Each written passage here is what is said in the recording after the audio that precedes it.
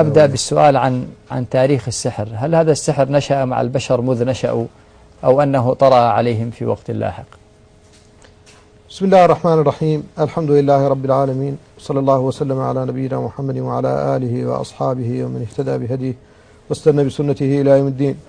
أما بعد، فإن الله سبحانه وتعالى يبتلي عباده ويختبرهم، فقد خلق لهم ما في الأرض جميعا، إما انتفاعا وإما اعتبارا وإما اختبارا.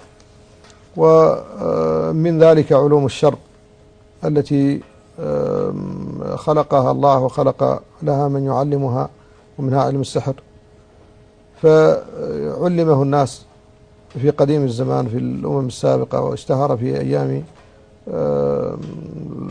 فرعون، وقبل ذلك كان موجودا في الحضارات السابقة على الحضارة الفرعونية، لكن بلغ ذروته وقمته في أيام الفراعنة، حيث خيل للجماهير وللرأي العام أن السحرة يستطيعون كل شيء، وأنهم قوة لا تغلب، وأن ما لديهم هو أرقى ما وصل إليه العلم وآخر ما يمكن أن تصل إليه البشرية.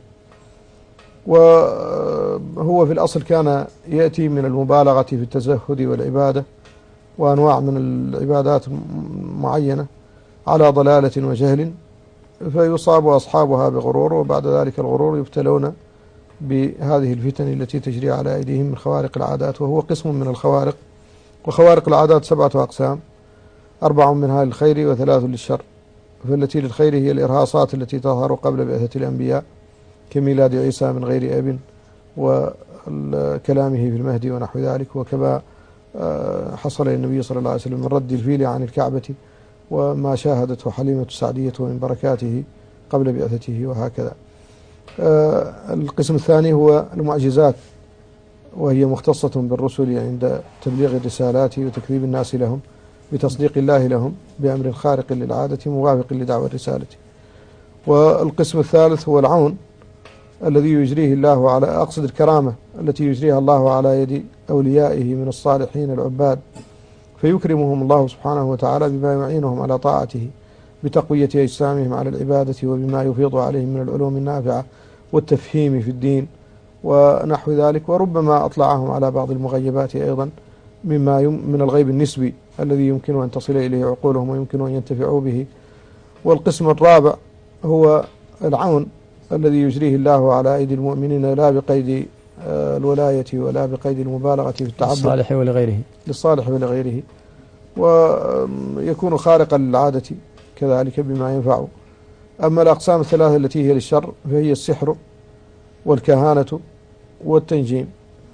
فالفرق بين السحر والكهانة أن الكهانة هي إخبار بالمغيبات، لكن ليس فيها تأثير مباشر، لا تمرض ولا تصح، إنما هي إخبار بالمغيبات عن طريق الجن، أو نقل لبعض الأشياء عن طريق الجن أيضا من مكان إلى آخر. نعم، قال عفريت من الجن أنا آتيك به قبل أن تقوم من مقامك. هذا من الكهانة أو من السحر؟ لا، أقصد عمل الجن، عمل الجن. لكن سليمان بالنسبة إليه تقييض الجن له معجزة، وليس كتقييض الطير وتقييض البهائم، فهو معجزة وليس من هذا القبيل. السحر والكهانة وبقية. وأما التنجيم فهو دعوى العلاقة بالأفلاك والعلاقة بالنجوم ودعوى التأثير لها وهكذا. طيب، الحسنات إلى بعض وجوه العلاقات بين هذه ال7، لكن أعود إلى مسألة تاريخ السحر.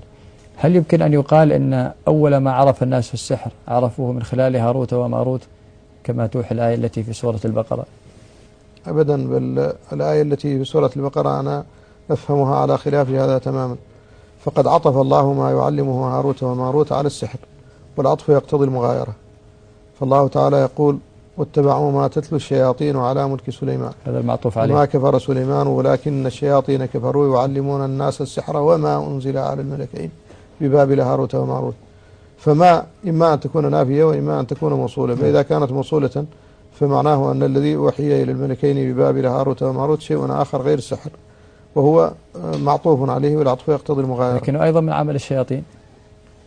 لا، هم يستخدموه أولئك في إضلال الناس والتأثير عليه. تتلو الشياطين على ملك سليمان وما كفر سليمان ولكن الشياطين كفروا يعلمون الناس السحر. فالمعلمون هم الشياطين. نعم، علموهم السحر والذي أنزل على وعلموهم الذي أنزل على الملكين. فلا يكون الذي أنزل على الملكين إلا شرا إذن. نعم يمكن أن يكون شرا، لأننا ذكرنا أن الله سبحانه وتعالى يبتلي الناس بالخير والشر، وقال ونبلوكم بالشر والخير فتنة وإلينا ترجعون. فتنزيل الملكين بما هو شر مثل تنزيل الملائكة بالأوبئة والأمراض والسموم ونحوها. إذا لم يكن سحرا يكون ماذا؟ نوعا آخر من العلوم. هل هو التفريق الذي ذكر في الآية خصوصا؟ فيتعلمون منهما ما يفرقون به بين المرء وزوجه. هذا يحصل بالسحر ويحصل بغيره، فيمكن أن يكون ما وحي للملكين من هذا القبيل.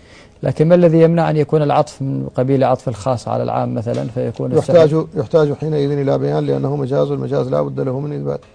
والأصل المغايرة؟ الأصل المغايرة، لأن العطف يقتضي المغايرة في أصله. طيب القول بأنهم يعلمون الناس هذا الشر الذي أنزل على الملكين، أليس فيه نوع من النقض لعصمة الملائكة وأنها لا تعصي الله؟ أبدا، الملائكة ما عصوه، إنما علموا الناس كيف يفرقون بين المرء لأن الله أمرهم بذلك، كما أنزل الملائكة الآخرين بالأضرار والأوبئة والأمراض هذا كله من أمر الله وقدره، وهو يرسل الملائكة بقدره وأمره. والذي روي من أنهما افتتنا الملائكة بالروح من أمره، افتتنا بامرأة وعصيا وحبسا في بئر. هذا من الإسرائيليات التي لا يمكن أن يركن إليها ولا أن يعتمد عليها، لكن كثيرة جدا في كتب التفسير بما يقارب التواتر. كلها من لا تواتر لا بد فيه أن يأتي الإسناد بكامله في جميع طبقاته متواترا.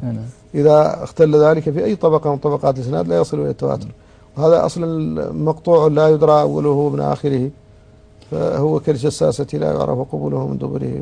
هذا نوع من الأسانيد.